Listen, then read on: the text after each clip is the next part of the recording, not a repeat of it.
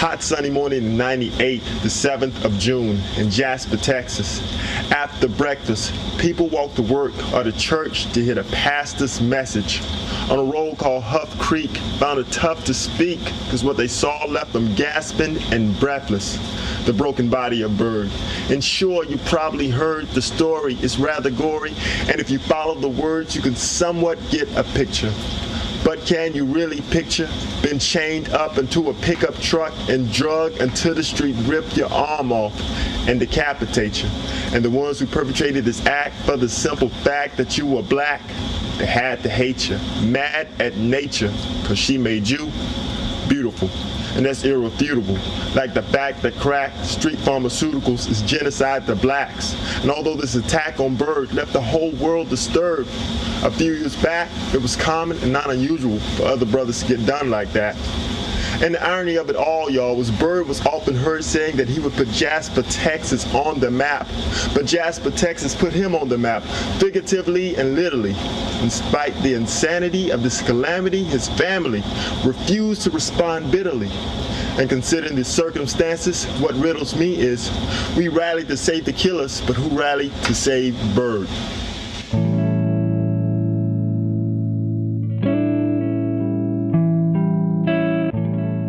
The officers easily found out what had happened. A trace of what affidavits grimly described as a brown substance stained the road for almost 3 miles. Byrd had been dragged to death, an atrociously brutal means of killing that had been suffered by African Americans at the hands of whites in the South earlier in the 1900s.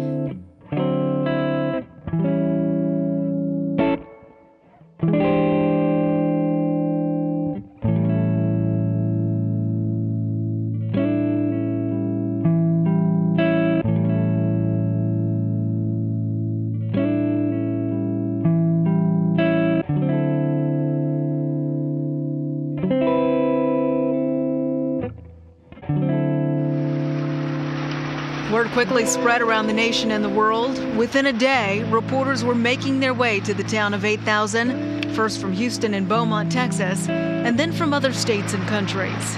America watched as Jasper, Texas became the focal point of a national hate crime. One of the hottest summers in recent years, with no rain or clouds in well over a month, the morning of June 7, 1998, offered no hope for change in a small town in East Texas. The setting was Jasper, Texas. Local residents in Jasper heading to work and church that Sunday morning along Huff Creek Road made a horrendous discovery, a headless body in the road. In Texas, when you write Jasper, Jasper got to be this big and Texas got to be twice as big. So they know it happened in this state here. They felt comfortable that they could do this. And the reaction to it, it'd be a whole lot of people that might feel that way. But they got to think twice now because the swiftness of what happened. The world news that went out. The world press beat a path here. Because remember, there can't be no such thing as luck when somebody kill you, but if it was with him. I mean, if that would happen 40 years ago, there was no cable news. There was no 24-hour news. It was 3 networks, and you got the evening news. And here, from the time the word got out, it was running around the clock, 24 hours a day. It was the lead news. And people reacted to it. I can't rate it 1 through 2. I've worked 2 murders as a sheriff, and I'll tell you this was worse than the other one.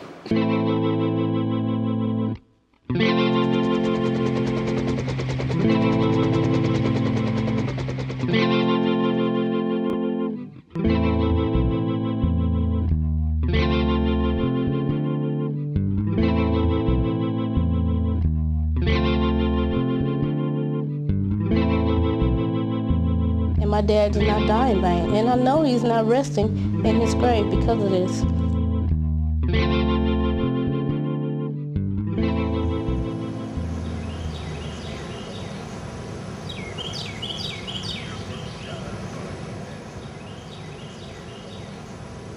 this is concerning some things about James Byrd's life that I knew from an early age because we played together over in East Jasper. We went to J.H.O. High Elementary School together. And for his Byrd, in his life, somewhere down the road, we all might take a crook in life, but for his Byrd being a person, he had a good side to him. He was an excellent student in school. You couldn't beat him. He was smart. He could have been the president or the senator in this world if he had choose to be. And he had high grades. He played sports, and he was liked by the teachers and the students. And he was always a guy with jokes and kept you laughing and stuff. And sometimes, like all the kids, he might say a little mean something to you, but not too much as I recall. He was always kept you laughing and talking crazy and saying stuff. And we'd go in the auditorium and he'd get on the piano. We'd be jumping up and dancing, get caught by the teacher, get punished for it. He could whoop that piano, he could make you laugh, and he could make you cry. I'm Marion Moore. I'm a retired teacher of 34 years from Jasper High School. I had the pleasure of teaching James Byrd when he was a student in the 10th grade. I had the pleasure of teaching him typing, and I can remember that he was a very, very good student. I liked James because he was so easy to like. He had a real bubbly personality, and he just kind of always kept us laughing. James was the kind of person that you would like right off. And he always had a love for music.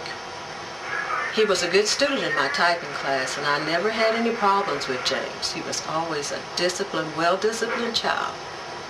And I'm just very feel fortunate that I had a chance to teach him. And what happened to him was a sad thing for all of us. But I have fond memories of him. He loved music. He came to church with his parents, and he was brought up in the community, and everybody loved him. He was a person that was respected in this community. In his high school days, he did things at school was of value to the school.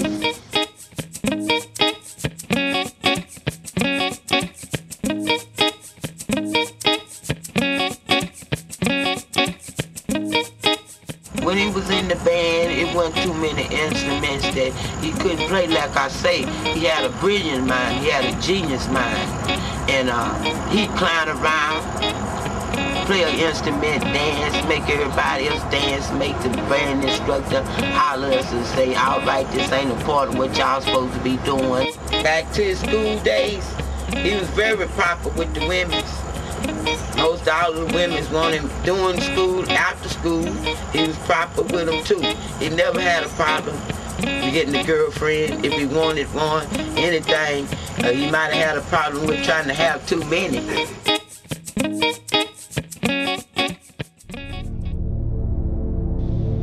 Investigators said that King, Brewer, and Berry drove around for much of the evening drinking beer. They went to Newton County, up around the Toledo Bend Dam, looking for a couple of young women they knew.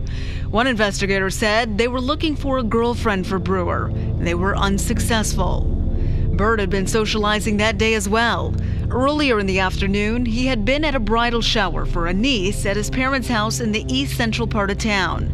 Later, he walked on to another gathering, ending up at a party at a friend's house on the other side of US 96, the highway that divides East and West Jasper. A friend who saw him there said he was singing, dancing, laughing, and joking. The party was almost across town from his apartment, but Byrd started walking home. He was used to doing that, and besides, in Jasper, it was common to run across someone who would offer him a ride. That someone turned out to be Shawn Berry, John William King, and Lawrence Russell Brewer.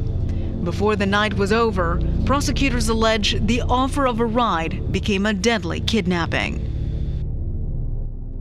I'm very hurt, disappointed, thinking if I could do anything that horrible to a person without a cause. I feel angry, but I don't feel any hate. I am angry at them, but I don't hate them.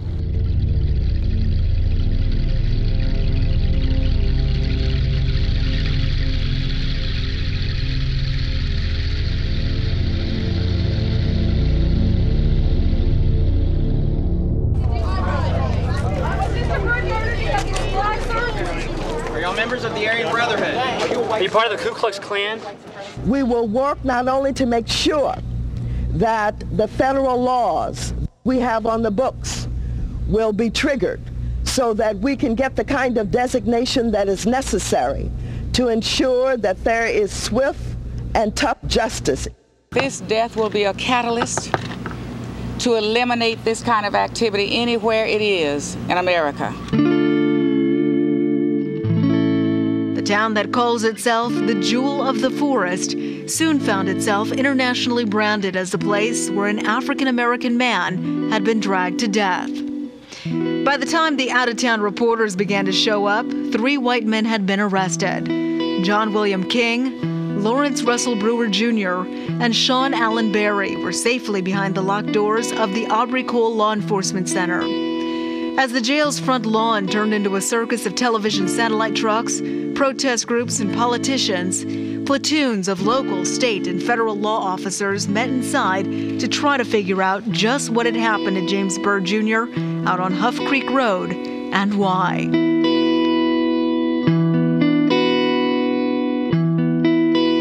It was a shock because we had got to the point where physical attacks we weren't worried about. The movement had moved to a mental thing. And so when that hit, the whole country was shocked, particularly black folks. Probably the most incredible thing about it is because of the times and the news and the quickness of it. They arrested them 3 almost before they identified who the black man was. And the justice was so swift. Who believed a governor of a state that happened in a few years could run for president, and that was never brought up during the campaign? That's how quick to show you the change of America. And we can trace that back to Emmett Till. And thanks for Emmett Till's mother, because death has always been private. And the more ugly you are in the black community, from death, we didn't want nobody to see if you had a stroke.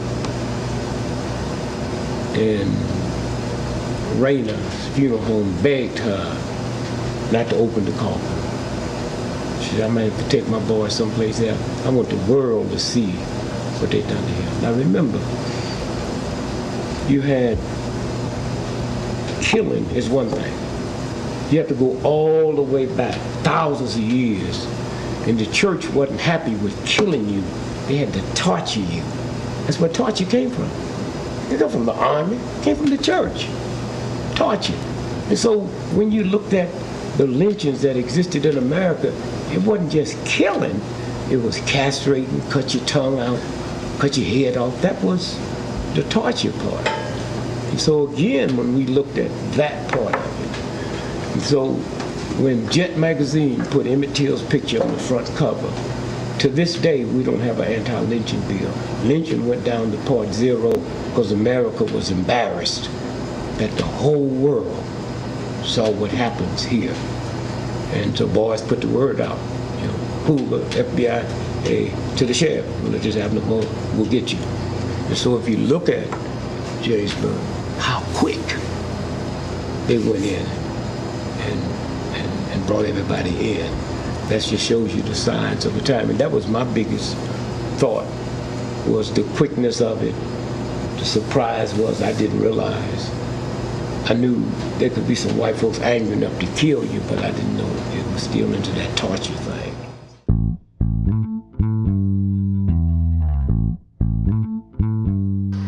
In 1968, James Byrd and myself started dating. And what I thought was so king about him, he was tall, dark, and handsome. And you really just couldn't tell him no when he asked you out for a date because he'd wear your phone out, calling and calling. A couple times I hung up in his face. They didn't stop him. He called back again.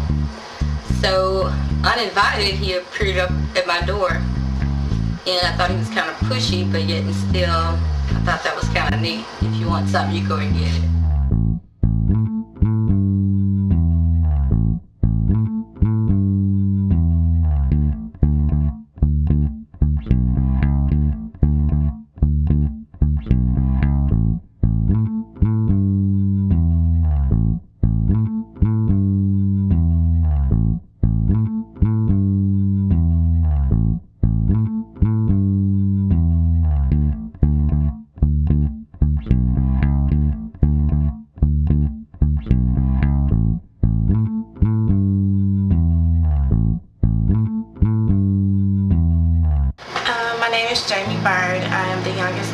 James Byrd Jr. I am 22 years old, a senior at Texas Southern University. Some things that I can remember about my father, that he was a people's person. He loved to make people laugh. He loved to sing, loved to entertain. He was just an all-around. He was a great father, even though there were some things that he lacked on as a father. But he was spiritually a great father. What I remember most about my father, me growing up, was how he was so happy to have me because I was his firstborn. I was 2 pounds and 14 ounces, so of course he was scared of me because I was a preemie baby. I came at 7 months. He was so elated to have a child, something he could call his own. Me being his firstborn meant the world to him. I was named Frances Rene Byrd after my mom's mom. He didn't really deal with me too much as an infant because he was scared he might hurt me, and he wanted to protect me in all ways. When I grew up enough to talk to him, I had a lot of hair in my head, and he used to always say this commercial about Afro Sheen and stuff like that, and he would wait till my mother take my hair down and pick it all out with one of those Afro picks they had back in the day, and just had me say this commercial over and over and over and over. He always thought that when I grew up I'll be Miss Black America, and I'm not Miss Black America, but sometimes I feel like I am in remembrance of him.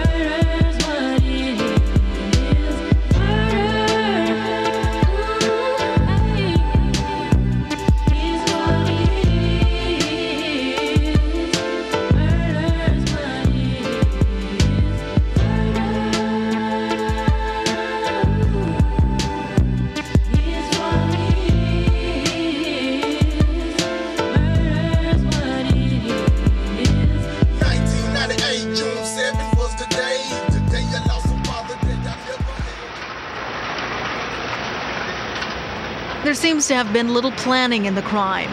King, Brewer, and Berry were driving around in Berry's gray primer-painted 1982 Ford pickup that Saturday night and seemed to have come across Byrd at random. But perhaps trouble was predestined. In a court affidavit, police said that King and Brewer met up that Saturday night with Berry, who worked at the movie theater in Jasper. Berry told police that the three of them were riding around in his truck, drinking, when they saw Byrd walking down the road and offered him a ride. King objected because of Byrd's race, Berry said, but they picked him up anyway and went to a convenience store. There, King got behind the wheel and drove to an isolated area outside of Jasper. They parked, offered Byrd a drink, then King and Brewer began beating Byrd. His face was spray painted black, and at some point, Byrd was chained to the trunk and dragged. We found out on that Monday that the body that they found in Jasper on the Huff Creek Road, whose head was in a ditch, was actually a human body. And that the guys that did it was apprehended within 8 hours of the killing. My father was walking home from an anniversary party when they picked him up. There was a live place that I saw Byrd go right here at the party that night. That chair right over there, the live place that he was sitting right there that night at the party. And when I had left, he was still sitting in that chair. You know, before I left, he seen people over there dancing. So he saw a girl over there, dancing. He jumped up, he danced with her. He danced with her, and then after he got through dancing, everybody was laughing. He was having fun, And he got back, he laughed a little bit. He went back to the chair and sat back down, crossed his legs, When he crossed his legs, they don't having a good time. Don't have a good time. I enjoy your party. Have a good time. And but after then, everybody had ran out, do stuff. I left, went to Walmart. When I went to Walmart and I came back through, he wasn't there no more. He was gone. Sunday morning, his body was found near Huff Creek Road, 10 miles away from his home. Preliminary autopsy results indicated that James Byrd Jr. died from multiple traumas to his head and body. Tuesday, there were 75 red spray-painted circles along the road to mark where police had found either Byrd's personal items, his keys and dentures, or his body parts. His head, neck, and right arm were found away from the torso. They drove him to a remote area.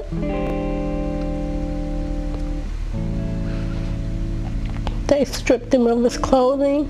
They beat him till he was half unconscious. They spray painted his face black. And to inflict more pain, they pulled his pants down and tied him by the ankles to the back of a gray pickup truck. My father is such a fighter. He stayed alive, doing most of the dragging, trying to keep his elbows off the pavement.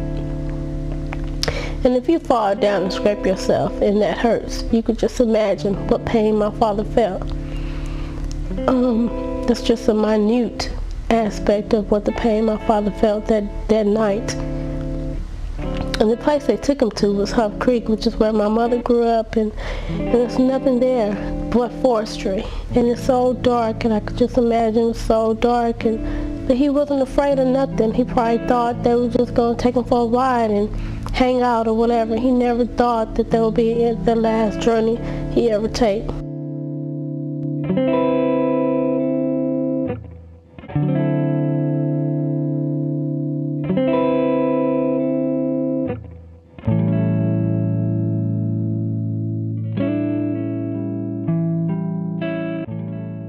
When he come over here, across the hill over there, and asked me for a cigarette. He walked over here and got it.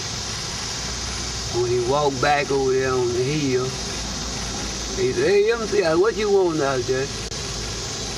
I tell you what, anything happens to me, I'm putting Jasper on the map. I'm gonna put Jasper on the map. I'm gonna make Jasper famous because I am the genius when it comes to music.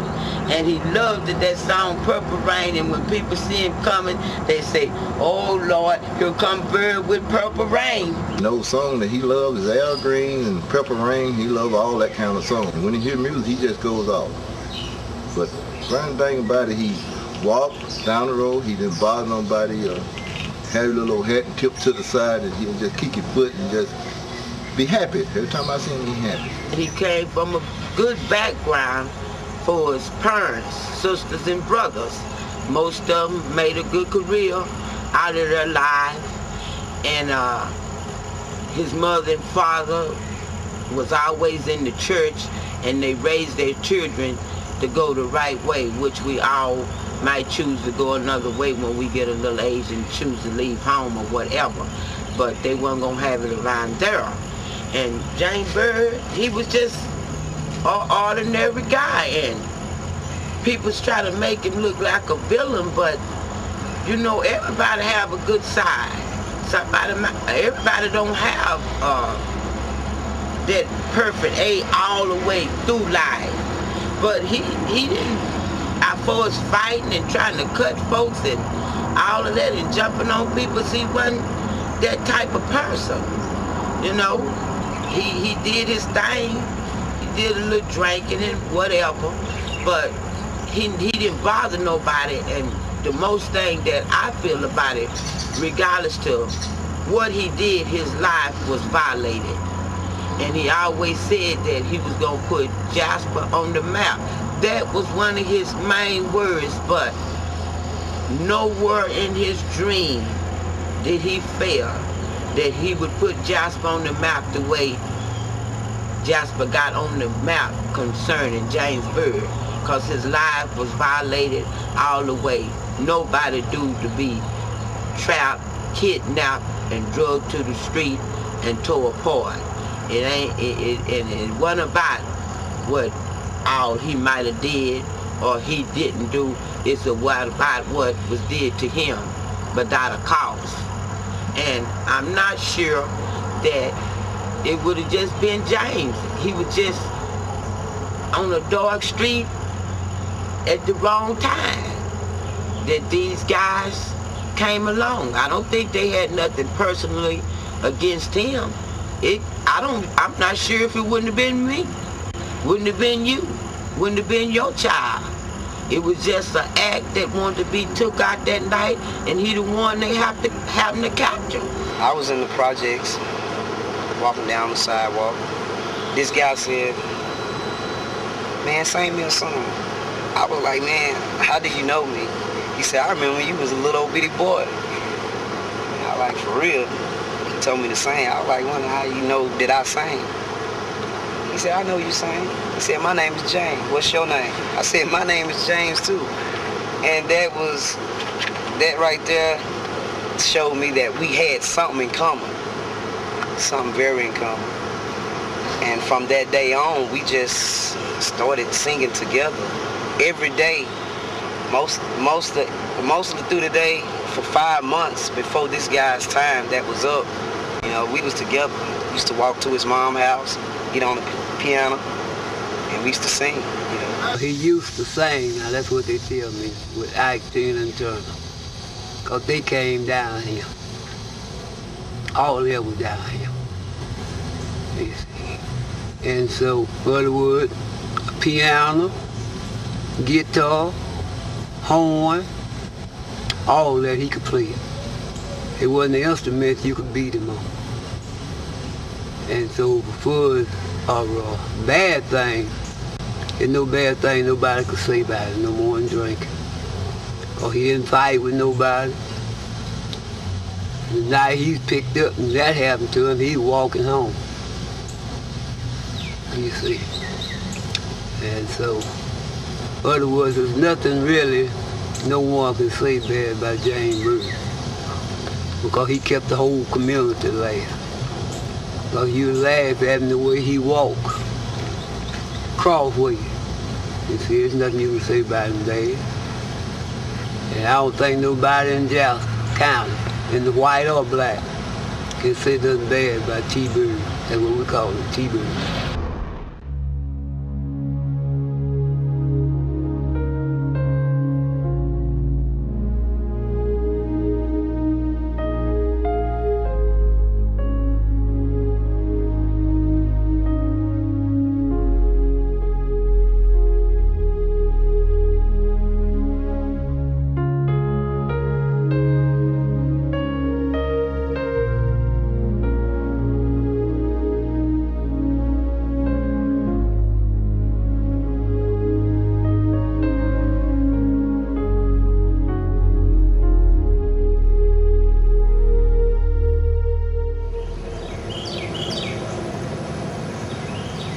Two or 3 weeks before Byrd's slaying, Brewer showed up in Jasper.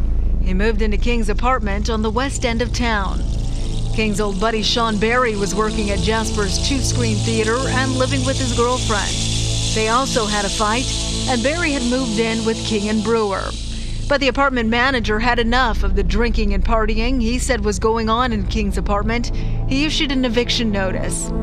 Just what else might have been going on at the apartment besides lots of drinking isn't clear. Brewer and King were both associated with a white supremacy group while in prison and came home covered in tattoos, many of them blatantly racist. King, for instance, had a tattoo of a cross with a black man hanging from it. He had swastikas and Nazi-like SS symbols. On one arm was an evil-looking woodpecker peeking from beneath the Ku Klux Klan hood. We have no Aryan Nation or KKK in Jasper County. It is indicated to us that these guys, while they were in prison, were a member of the Aryan Nation or possibly the Ku Klux Klan. Jasper is a small town, less than 5 miles long. If King, Brewer, and Berry didn't travel in the same circles as James Byrd Jr., they had surely seen him around. At 49, Byrd was practically a fixture in town. He was a sociable person who enjoyed singing and music and usually walked wherever he went. He didn't own a car because of a disability. He had graduated in 1967 in the last segregated class at Rowe High School before it was consolidated with Jasper High as part of a desegregation plan. A very gifted musician, Byrd played a trumpet in the school band. He also played the piano and had a singing voice that was often in demand at parties. Byrd told his friends and relatives that he would be famous one day, famous for his singing voice and entertaining. Instead, his fame would come from the terrible way he died.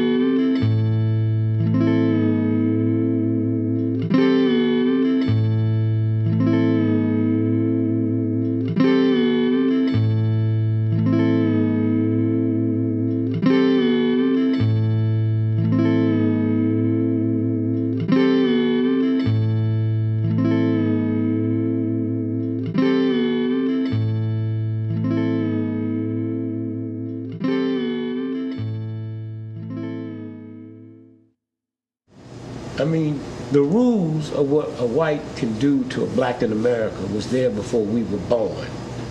The rules for if you go in and turn state, well, they get somebody who wasn't even at the crime. Turn state witness.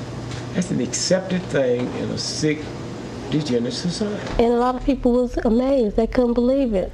Caucasian people, African American people, everybody was in disbelief that this could happen in 1998.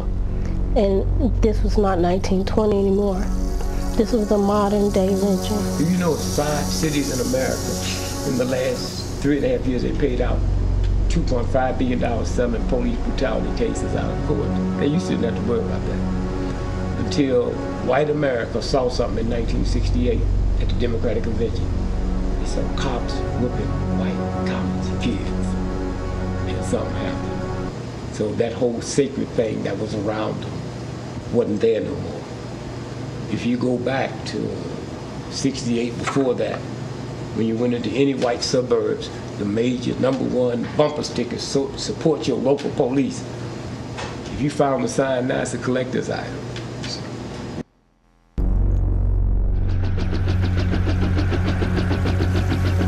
The Ku Klux Klanmen staged a rally in front of the county courthouse. About 18 Klansmen participated in what was allocated as a peaceful rally to protest the killing of James Byrd Jr. You're gonna assault a guy because your ass is mine. You show you how you big as a country. Can't see why the sun don't shine. Before the KKK rally began, members of the new Black Panther Party walked through the streets of Jasper, chanting and warning of violence if there were problems for blacks. We must have our God and our guns, and pray that God will bless us to shoot straight when it's time to shoot straight. No, we did not distribute the weapons. No, we did not. But we will be offering self-defense classes to the black community here in Jasper for the next 5 weeks. These guys were absolutely violating no laws. There was no bullets. Each one of the guys that did have a gun had a couple officers right there with them. The NAACP called earlier this week on behalf of the House leadership and the Senate leadership quickly pass the Hate Crimes Act of 1998 sponsored by Senator Kennedy. We've also called upon the Attorney General to find existing law that will allow federal charges to be brought in this case. This is a day of renewal, and I pray today that James Byrd's life will not have been lost in vain, but that out of tragedy we can find something good for this country.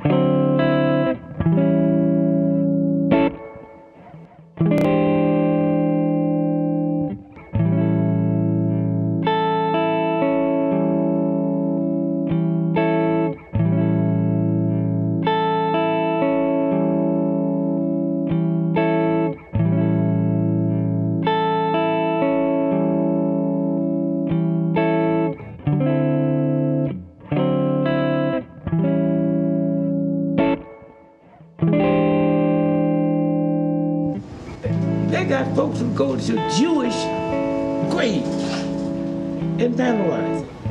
That's the depth of the hatred. They just mad that all I could do was kill you, right? So they do that. They've been doing that. They've been doing that. And lynching black folk, lynching Jews, lynching Chinese. They've been doing that. That's part of the whole sexual experience with that type of mentality.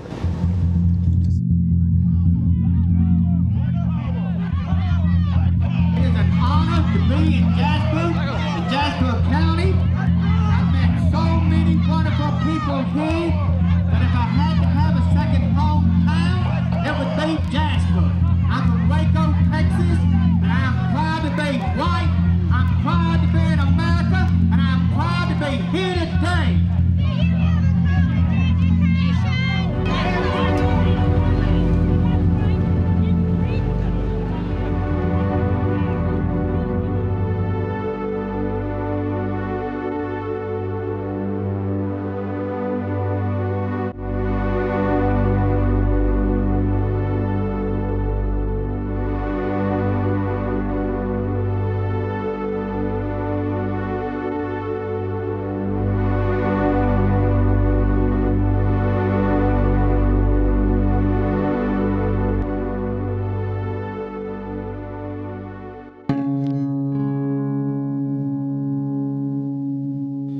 On February 23, 1999, jurors found John William King guilty of capital murder. To make King eligible for the death penalty, prosecutors had to show Byrd's murder happened in conjunction with another crime, and they argued the abduction of Byrd amounted to kidnapping. Brewer was convicted of capital murder and sentenced to death on September 22, 1999. Late prosecutor Guy James Gray argued that letters written by Brewer in prison, in which he claims to be a hero, demonstrates a lack of remorse for the crime. According to Gray, just as disturbing is the fact that the victim was nameless and Brewer had no reason on earth to hurt him except for the color of his skin. The defense argued throughout the trial that Brewer was a follower and was not involved in Byrd's murder. Gray suggested that standing by and doing nothing for the victim was just as wrong. Brewer testified during the trial that he only kicked Byrd once and spray painted his face, and that Berry slit Byrd's throat and chained him to the truck. Despite not having a racist background like his former roommates and denying active participation in the slaying, Shawn Berry was convicted of capital murder on November 11, 1999, and sentenced to life in prison. Gray believed that Berry was more involved in the murder than he indicated and crafted his statements to benefit his defense.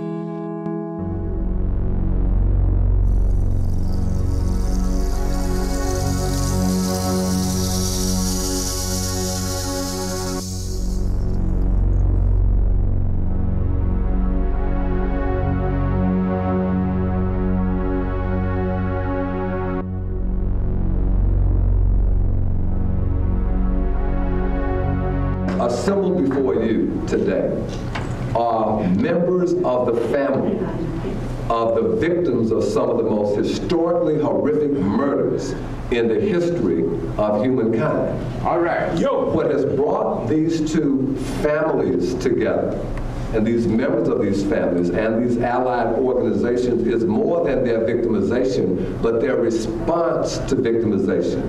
Their response to bring something better out of tragedy than pain, suffering, anger, and vengeance. Each of these families, the King family and the Byrd family, reacting to those horrific murders, have decided that they want to take a stand for justice and against the death penalty. Yes, Father. Yes. For anyone. Thank you, Father. All right. What they have said by their work and by their life's example is that the days of revenge and hatred and violence for them are over. And they want to model for us and speak to us how they have dealt with that pain and tragedy in ways that we have not experienced to lead us to a better society. When I was here last year, James Byrd, we talked about, and Ross and I, along with Dick Gregory, because many of us across our nation have been praying for this family for a long time. But to see the courage that this young man exhibits, oh yes, stand up for that which is truth. Yes, Father. And it does not come often, or at least not enough in our society. And so, as Ms. Adams, his mother, I'm proud of this young man, proud to know him, and I thank Ricky Jason for bringing us together to have this opportunity at this point to perhaps do something that some would say is unprecedented. Martin Luther King said, you know, we here to say that no killing is right. And then to see his son say the same thing Jesus Christ said, forgive them, you know. That sounds good on paper, but we don't believe it. That's why black folk got so much sugar diabetes and high blood pressure and arthritis. We can't forgive nothing, you know. And then after you hate, that's instant gratification. See, the poorer you are, you need instant gratification. That's why sex is good, instant gratification. That's why if you drink some whiskey today and you didn't get high for 6 months, wouldn't nobody drink it. The poorer you are, the more you need instant gratification. So that's why somebody whipping you, they stomp you and cussing you out at the same, that's instant gratification. And so when you stop and see what that evil is, how it tears you up, it just burns you up in the inside. And until, you know, people learn that. They don't like the people that are killing. I could see a car turn over. My mother burned to death. If I can't release it. You know, it's like, I'm 74 years old. And if every morning I woke up and you brought me a pile of money for 74 years times 365 days, and my family know you bringing it to me, and then tomorrow I don't wake up, and we got tight jaws. That's what happens when people die. Here's a God that can put air in you, sunlight on you for 74 years, and one day I withdraw it and your jaws is tight. That's a violation. When my father was killed, the first thing that they did was bombard me with the death penalty. What they do is bombard the family with the death penalty. You know, and as a human, the first reflex is always, well, this to happen to me, well, I think that ought to happen to him too. And that's the wrong way to think. Because thinking like that, you're gonna end up in the same situation that man's in right now that I'm about to go visit. And you know, I would hate to even have myself in that predicament of being locked up for the rest of my life for crime committed on another man because of the color of his skin or anything that happened to that. And with that, what it's about is being godlike. Being godlike is just treating people with respect, having love for life, and not want to see another man die.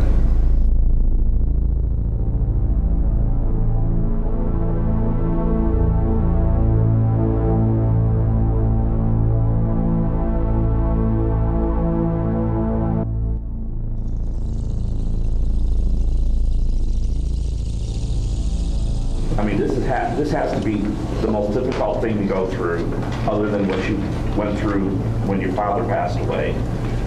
Today's meeting is just very unusual. And what are you going to say to him? Well, what I'm going there to do is to ask what happened. You know, for me to get some closure, because back in 1998, I couldn't even go in the courtrooms. And you know, that's right there should tell you something about how it was back in 1998. You know, I'm just really going to get more closure, you know, to try to put this behind me. But you can't just forget about the past. You got to work through the past. You know, in the future, this is just another stepping stone that I have to step over.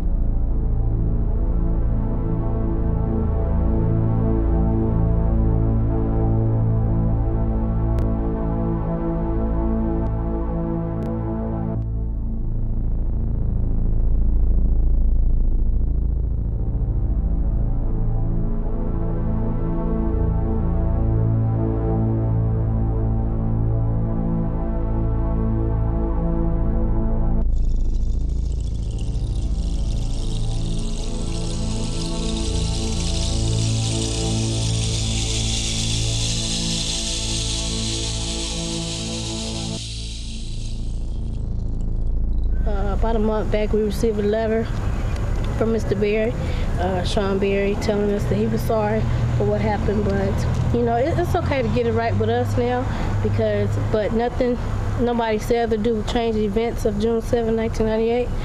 But if he could pray to God and ask God to forgive him, it doesn't matter if no one else forgive him, because I forgive him, and I know God will too. Shawn's always wanted to talk to members of the Byrd family, and even back when he was in the Jasper County Jail, and he chose not to contact them at that point.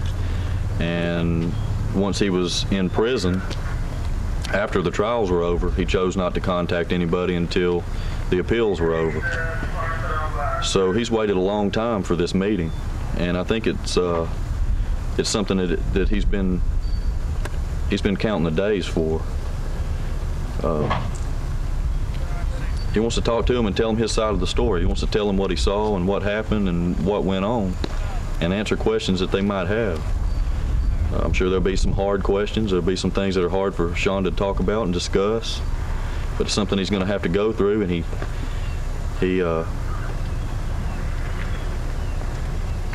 just wants people to know what happens from his point of view that night. Like I said earlier, I think we are both victims. We have come a long way since the Civil Rights Movement, but we still have a long way to go.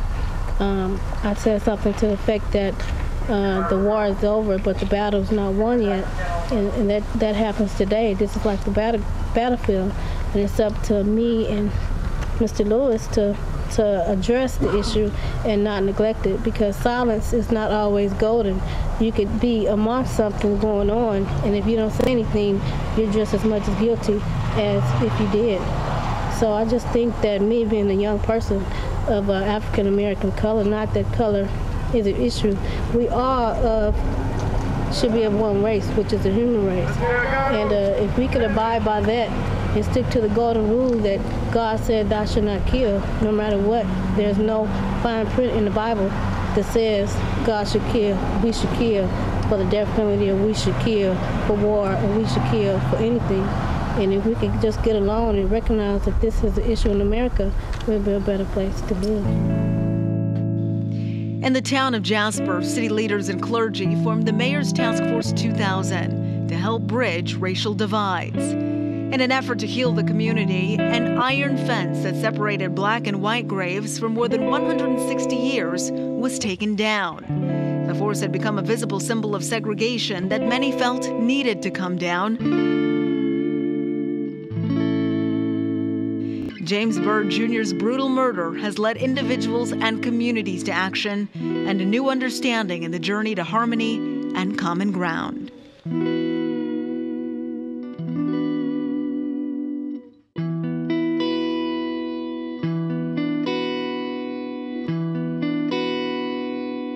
I was just asking him how his life has changed since he was related to one of the killers that murdered my dad, and he was telling me it's kind of like, I guess, stereotyping, because if I could use that, because it's like he's stereotyped, like, oh, that's Barry's brother, you know, he must be that way too. You know, I know he get a lot of that, but just by me, I think I'm still an ordinary person. I tell the truth. I'm able to talk to anybody, go anywhere, be it the president, the governor, whoever, to make a stance and let them know that no matter what the color my dad was, nobody should have been killed like that. It's weird. It feels like everywhere I go, people know me. You know, I know they can't all know me, but it feels like everywhere I go, people know me, and I feel like they relate me to the crime that took place and the murder, and I never know who does and who doesn't. I never know how I'm going to be approached by people or what to say, you know. The Byrd family could have easily cried out for retaliation and violence for their loved one, James Byrd Jr., but they did not. They prayed for love, peace, and harmony.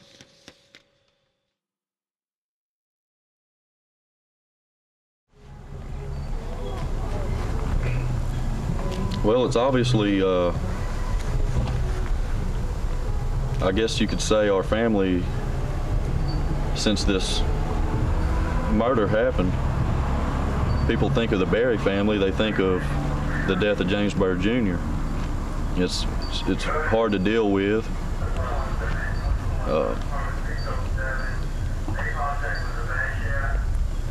It's just something, it was a murder like I just couldn't even imagine. Some things, you know, the things that happened to Mr. Byrd were something that I thought was of the past, and I mean the long time past. And I think it's an issue that needs to be dealt with. It needs to be addressed because it's obviously not over.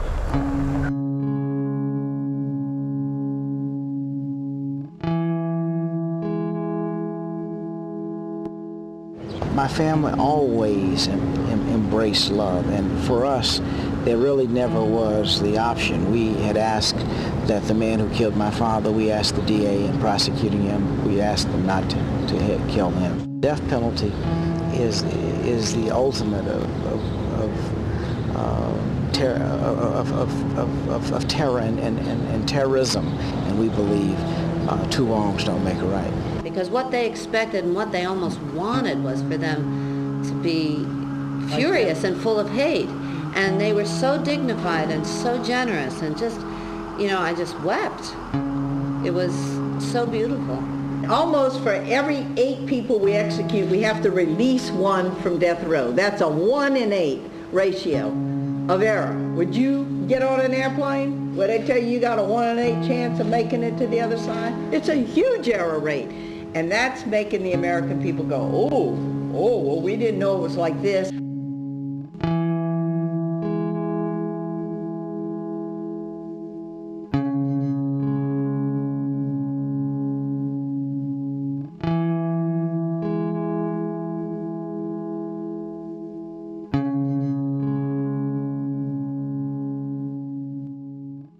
Well, I was certainly honored to have the opportunity to be here with Ross, to actually hear, and as one, as you stated, who also was a victim. I think that Ross and the family are going to have discussions, because hearing something firsthand, fresh, you have to think about it. And I think there may be another time that he may want to speak, or family may want to speak additionally. It's not something that you just arbitrarily get over, but it helps to bring closure when you do have a semblance of truth. And I do believe that additional truth was established today for him that he will share with his sisters and mom. Well, I'm glad that I had a chance to hear what happened, or his version of what happened, or just anything, because like I said, I wasn't able to go in the courtroom back in '98, so I didn't know nothing but what I had read. Did any of that anger come back? Anger? Oh no, this is a beautiful day. You see the sun and came right. Yo, see the sun came out. It's a beautiful day. Oh, wow, that's beautiful. That's beautiful. What did you think of him, Ross? What did I think? Yeah. Well, he seemed sincere, and you know, looking right in his eyes, and it's just, you know, situations happen, and you know, won't nobody never know what really happened, but them 3 men and God. You know. So that's basically how I feel about it. I too felt that he was genuine in what he stated. I felt, I believe he certainly stated, that he was not able to sleep, that he needed to share. All of his appeals are exhausted, so he had no ulterior motive other than to come clean. He could have perhaps done this at another time, and maybe it would have been beneficial to him. But I do not feel that was the case. I feel that he said that he was not able to sleep, and that he was just thankful that the family was receptive to seeing him.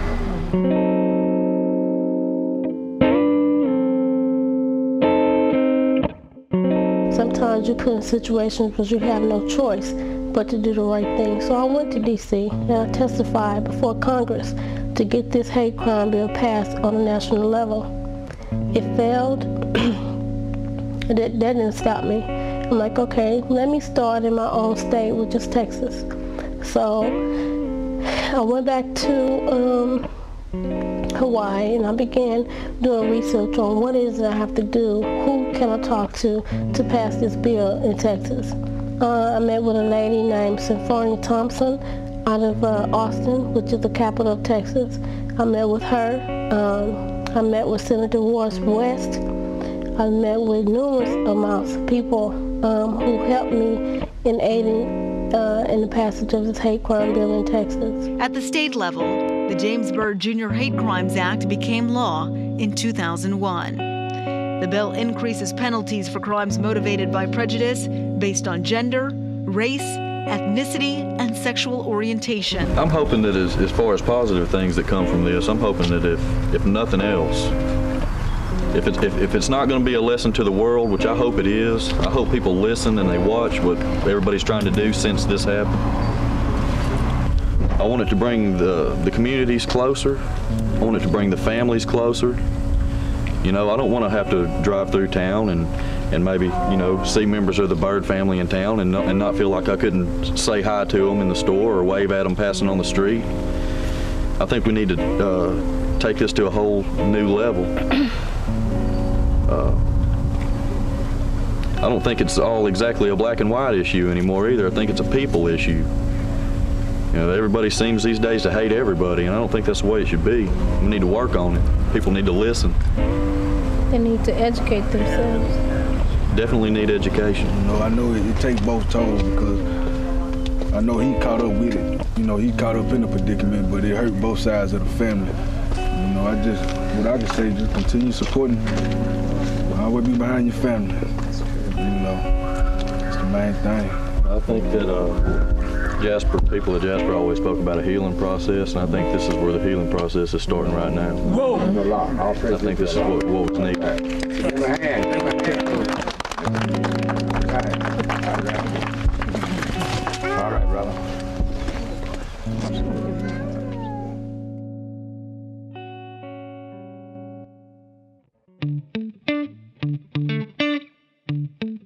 I remember hearing about, you know, a black man getting dragged by a pickup truck, and you know, in the state of Texas, and that was just about as far as I knew about it.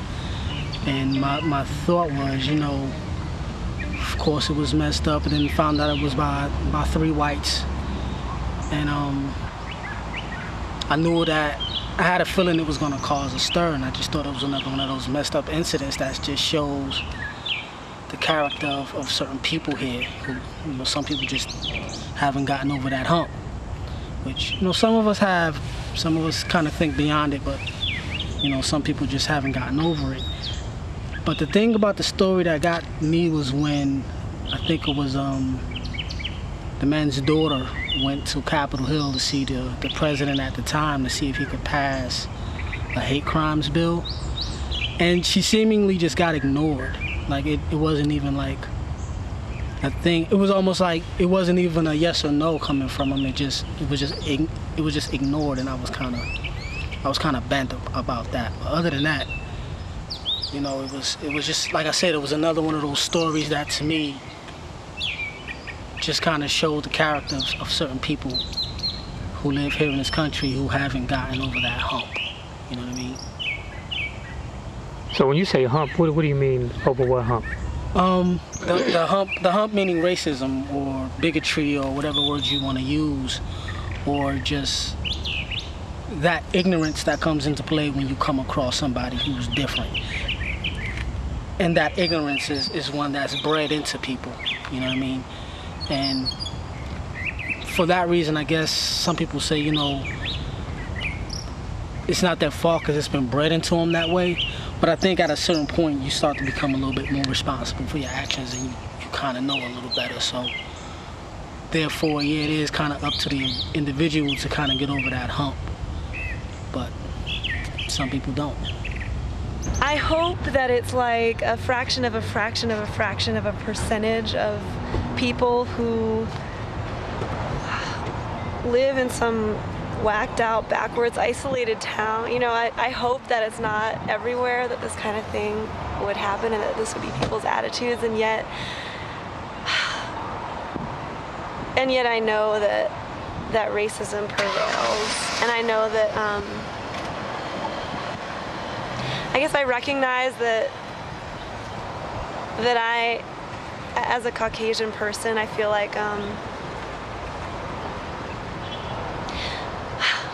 feel like racism really still exists, and most people would never talk about it or act on it, but I feel like there's a subconscious that exists, and I feel like, I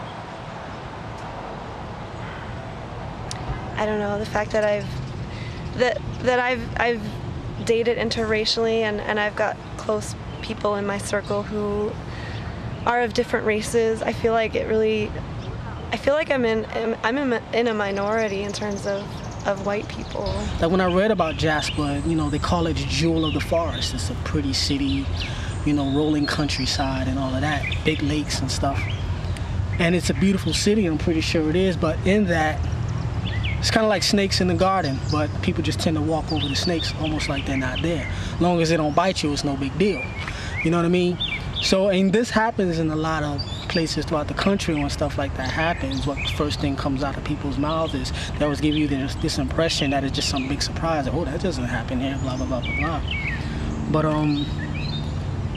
in that, when we talk about the racial tension that exists in that city and what came out of that, what I saw was that was a microcosm of America, where, you know, again, you have this country that's, you know, all our lives we're told, you know, all these beautiful things about America, you know, the history, land of the free, home of the brave, but there's a lot of tension that's going on here amongst different races, different classes, not just races, but tension that exists between people of different classes, if you will, be it, you know, rich or poor, black or white, whatever the case may be. And it all stems from, you know, I guess some people are having a hard time accepting that some people are different. You know, each musician in a band has his own instrument. They're all different instruments, but they all form one band. And the common denominator is, you know, is rhythm, is harmony, and they all work together. That's the ideal example for me of how different things and even different people can come together for one purpose and do something. You know, if you can take that example and apply it to life, then I think you can get somewhere with that. You know? I can remember when I first heard about James Byrd Jr. about 10 years ago. It was pretty much straight to the point. He was tied behind the back of a truck and dragged to death. That was pretty much it. Nothing about his life, nothing about him being a musical genius, you know, nothing about his family, his children. So probably about 9 years ago, I get a call from a friend of mine, and she says that this director in Texas is looking for someone to edit his film. And I said, well, what is the film about? And she said, you know, it's about that guy that was dragged in Texas about a few years ago. And I said, oh yeah, I remember that, but you know, I don't have any details about his life, so is there anywhere I can go to get details, or is there someone I can talk to? She said, well, talk to the director. So Ricky, Jason, and I, we talked, and wow, I had no idea, you know, this man was a genius in music. He was a smart student in school. He had beautiful children, and I must say that when I actually started editing this film, I had to kind of catch myself and cut it off for a while, because I mean, just the imagery and the things that happened, the detail and how it happened, you know, it kind of got to me a little bit, because these are the things that we really didn't hear in the media. Well, you say he's gone, you know, he ain't there, but he's still there in my heart, you know what I'm saying? Because I remember the times that we had, and you can't take away memory. Memory is like time passing by. If it wasn't for 1989, it wouldn't be year 2004, and we wouldn't be here recording this. That's what I really miss about her. In the back of my mind and in the front of my mind, I hope God give the Byrd family peace and let James Byrd, known as Purple Rain, because Prince song, because he sure could sing it and play it, and he would be stumbling and singing it. I hope he rest in peace. And all I ever wanted was for him to be proud of me. And I think this day he is proud of me. He's looking down on me, and he's very excited about what I've become, what I'm doing in his name. My children,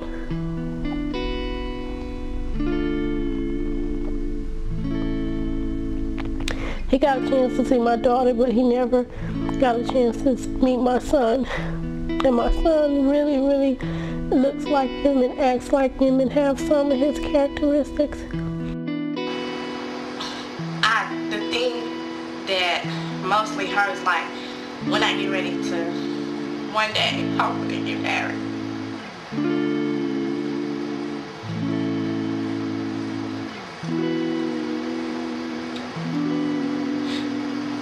He would be there to walk me down the aisle.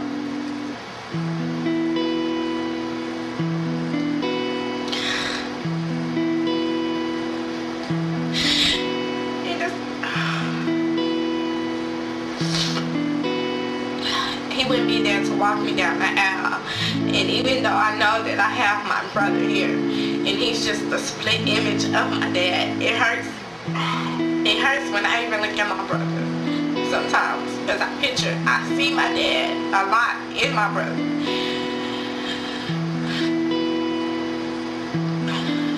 And I know that hurts me to know that all the events in my life that my dad could have played a part in, he wasn't able to walk on my side.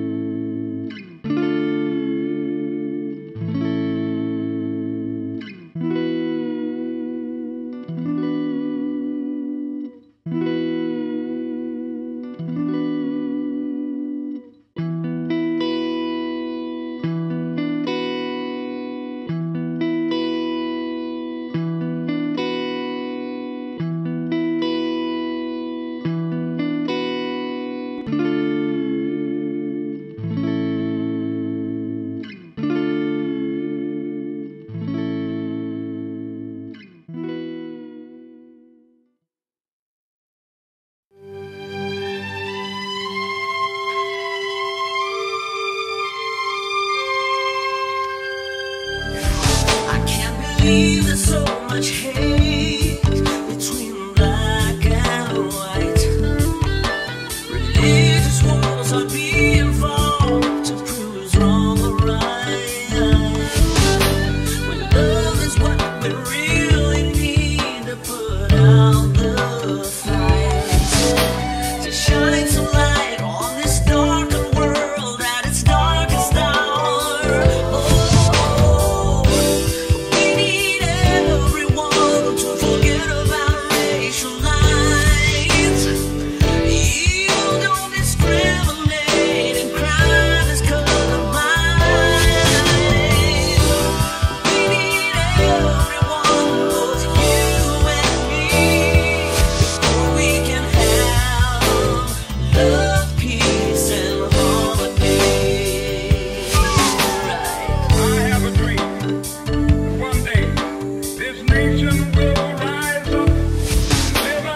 Reading of its creed, we hold these truths to be